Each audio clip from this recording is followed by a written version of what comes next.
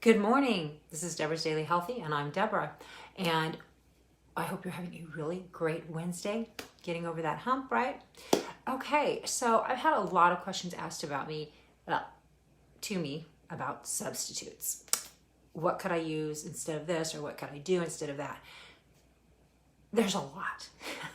That's why when I'm working with someone, I do provide lists to them if they're choosing to do their own cooking. And I'm going to answer a few of those questions on what I use. Now, this morning, I will tell you, if I didn't see it squeezed, I'm not drinking it. So grab those oranges. If your friends offer them, make your own orange juice. Okay, this is a really great thing to do. This is from one orange from my mother's trees. I'm loving it. Another thing, when you're done with your lemons, now I make several different lemon things. And one of the things that I'm asked is, how do I get such a strong lemon flavor? Yes, I use the zest, but I learned a little trick. I remove the seeds. This is a squeezed lemon. And a lot of times when you're cooking with your lemons, you're asked to squeeze them and then use some of the zest. Well, I really like flavor. So what I do with these is I put them in my food processor and grind them like crazy. And it gives me a great zest. And I really cannot stress grinding them up like crazy. That's super important. But then I use them, but I can also freeze them in small packages. And I like to keep them airtight, so I use my Seal-A-Meal. But that's another great thing you can do to get great zest all the time. Now, what about when you're out? I'm having my treat today, okay? Having a little Starbucks. I use my app to order this. And the nice thing is when you go to order, you can pick a lot of substitutes. So I do go for the sugar-frees, the plant-based milks, etc. And you can save them as a favorite, so you don't have to always go back. Go into your recent orders, save that one, check the little heart by it, and you have a great treat. And it'll also give you your calories, so you want to know your sizes that you're ordering. But that's another great thing you can do when you're out. Ask for those substitutes. And if you're really trying to stick with sugar-free, ask them for the carton and read the carton. That's what I did when places like Pete's and Starbucks changed how they were doing things. I asked to read the carton, okay? That way I would know, because many times their servers have no idea how much sugar is in it. And if you're tracking, you want to know that. So there's a great substitute. Now, talking about substitutes, again, when it comes to what you can put in things, the almond milk, the coconut milk, I cook with those a lot, and I can get them unsweetened, even vanilla flavored. And I find that if I use coconut milk quite a bit, it gives I think one of the closest plant-based milk flavors than any of the others. And so as I was cooking today, I'm going to show you something I'm making.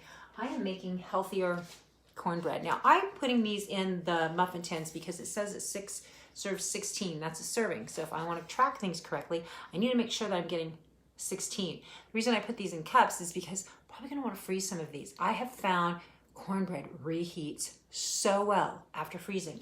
So I'm putting 16 of these in the oven. And I'm going to tell you a little bit about what I substituted in these. So bear with me, I'm going to put these in. It's a cold day. I thought maybe today some soup would be really great, and cornbread is really great. But what if you have gluten issues or you want to keep the sugar out? Well, there's a lot of gluten-free fibers. Now, here's flours. Now, here's a little trick. I have a sifter. Okay, if you don't know what a sifter is, Google it. Okay, but it's a flour sifter. And when it says fine cornmeal, or I know that my plant-based flour may not be light and fluffy enough for whatever I'm cooking, I put it in my sifter and it grinds it up more. So that's something else you can do. Now, another thing you can do in substituting butter and different things like that is coconut oil. Now, it looks really hard like this. If it gets warm, it's going to be liquidy. And I cook with a lot of coconut oil. Another thing that I like to use is my raw local honey for sweeteners. Yes, this is the big mama jar. And I use that quite a bit in place of sugar. Another thing you can use in place of sugar, dates, bananas. Okay, let's talk about bananas.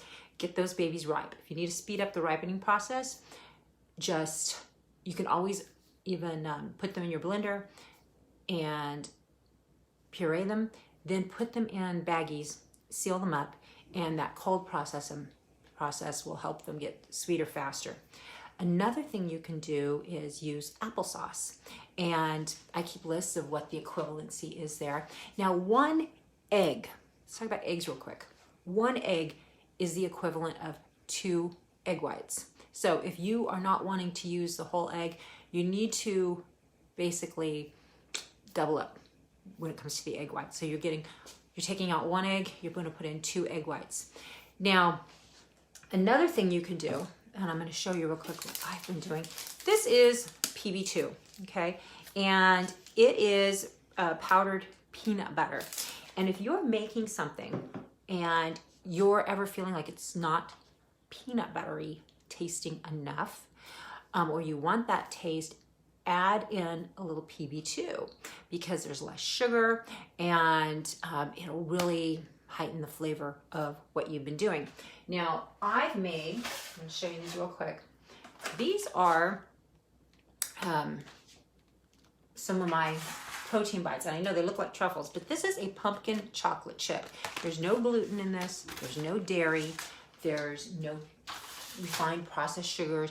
It's all really clean, and I'm putting together wonderful Valentine truffle boxes with Power Bites, basically my Power Bites. And I've got right here, sorry, I'm turning my back on you. This is peanut butter, chocolate chip, peanut butter banana, okay? It's the king. There you go. Hit me up if you know who I was referring to when I just said the king and why when it comes to peanut butter and banana. These are chocolate chip cookie dough. This is the peanut butter. This is so popular. This is one of my newest flavors. And I did use the PB2 in this, sugar-free chocolate, a nice coating. And then last but definitely not least, strawberry. Okay, now these are protein power bites. I use protein powder. And I have others that I'm still making. I have the lemon poppy seed, which I didn't show you. And these are going into great truffle heart-shaped boxes and Valentine decorated boxes. And if you're interested in these, let me know. But it's a great thing when somebody wants to give someone that box of chocolates, but maybe they're on a clean eating program over Valentine's. Maybe they really have to watch their sugar or their gluten. This is a great option because you feel like you're having that decadent truffle, many of those chocolates, but you're not. And you get a little more protein, fewer calories, a lot better for you. So those are another thing that you can do to substitute instead of chocolate. Now, another thing that's really important, I'll give you a tip real quick, is when I was measuring those out, I use my ice cream scooper, and it makes sure I get even scoops. So that's important when you're tracking or if you're watching your calories to know what your portions are. And another thing that I use in substituting is, and you can get these also, by the way, on plant-based, is Greek yogurt. Zero fat Greek yogurt. I love Chobani. I love using that.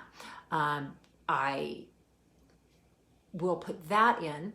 Now, this might give a different taste depending on what you're substituting it for. It may be some heavy creams that something calls for, like my healthy scones. Now, you can get this lactose-free in the stores. You can get a Greek yogurt that's lactose-free, and if you're wondering what those brands are, you could Google it.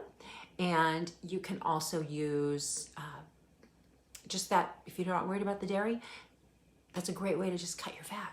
And I use that in pretty much everything that calls for sour cream. Now, if you're wanting to get your flavor up and you're not using a lot of sugar, remember the best way to get your flavor up is using spices. And I love using fresh herbs, but I will increase my spices when I'm making something. And some of this takes a little trial and error to get that flavor I really want, but that's something else that you can do. And you might also find there's a great nutritional value to a lot of those spices and herbs that you're using. That's why in my programs, I like to tell people, tell me what your favorite foods are. Or I ask them that, and then they let me know, and I find ways to make sure that they can get that in their food programs. And we always talk about portions.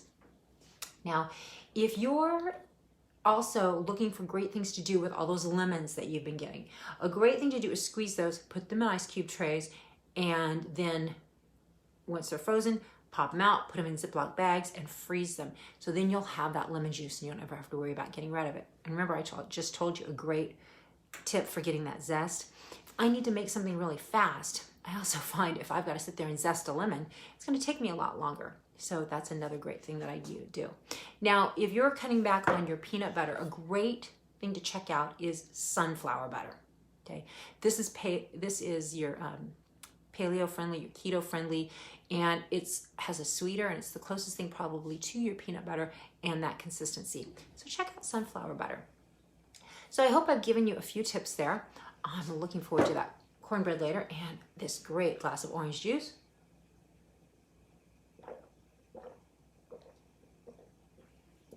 Now, that was great. Okay, so I hope you're having a really happy day, that you're healthy, and if you are fighting any type of illness, I wish you quick recovery. I know there's a lot of that going around right now. Have a great day. My name is Deborah, and the one thing that we want to always keep in our lives, don't ever try to substitute it, is human contact. So I hope that you will reach out and call someone, talk to them, FaceTime, Duo, Zoom, whatever it is that you use. And you can also do those quick person-to-person with the face on Facebook Messenger. So human contact, the conversation. A text is not a conversation. It does not replace that conversation. You'll feel so much more fulfilled, I think, if you have that conversation. So I hope those are some things that make you happy. And my name is Deborah with Debra's Daily Healthy. If you have questions on food service or an exercise program and you want something designed for you, my consultations are free and I'm happy to help you. Enjoy the rest of your day.